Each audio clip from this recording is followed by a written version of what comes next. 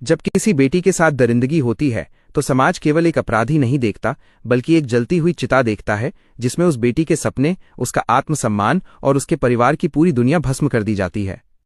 हम अदालत के फैसले पर तालियां बजाकर न्याय का भ्रम पाल लेते हैं, लेकिन असली तमाचा तब पड़ता है जब वही दरिंदा कुछ सालों बाद सरकारी फाइलों की सदाचार वाली मुहर लगवाकर सीना तानकर जेल से बाहर आता है। उस दिन केवल वो बलात्कारी जेल से आजाद नहीं होता, बल्कि हमारा पूरा न्याय तंत्र नग्न होकर बीच चौराहे पर खड़ा हो जाता है।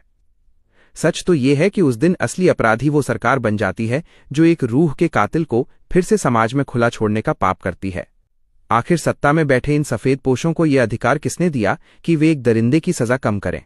क्या उस बेटी के घावों ने तुम्हें अनुमति दी थी? क्या उस मां की चीखों से तुमने मशविरा किया था जिसके सामने उसकी बेटी की गरिमा को तार तार किया गया? बलात्कार कोई सुधारने वाली गलती नहीं है जिसे चंद सालों के अच्छे आचरण से धोया जा सके।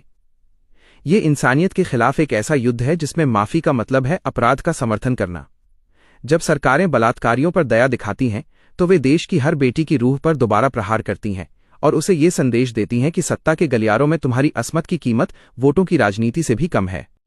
जिस देश में बलात्कारियों को सरकारी संरक्षण मिले, जहां उनके स्वागत में फूल बरसाए जाएं या उन्हें संस्कारी मानकर रिहा किया जाए, समझ लेना कि वहां कानून का राज नहीं बल्कि गिद्धों का साम्राज्य चल रहा है। ये केवल एक अपराधी की रिहाई नहीं, बल्कि हर उस बेटी के भरोसे की हत्या है जो आज भी इंसाफ की उम्मीद में अपनी जलती आंखों से व्यवस्था को देख रही है। याद रखना, जिस दिन बेटियों का भरोसा मर गया, उस दिन तुम्हारी आलीशान इमारतें और ये संसदें केवल कब्रिस्तान बनकर रह जाएंगी, क्योंकि इंसाफ के बिना राष्ट्र सिर्फ एक लाश होता है।